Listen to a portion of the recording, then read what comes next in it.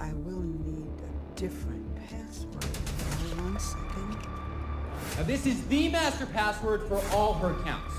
Okay, so the second we get it, we zero out everything. You know, I think I should call the bank. You know what? You're probably right. But there goes my job. And there goes all your data.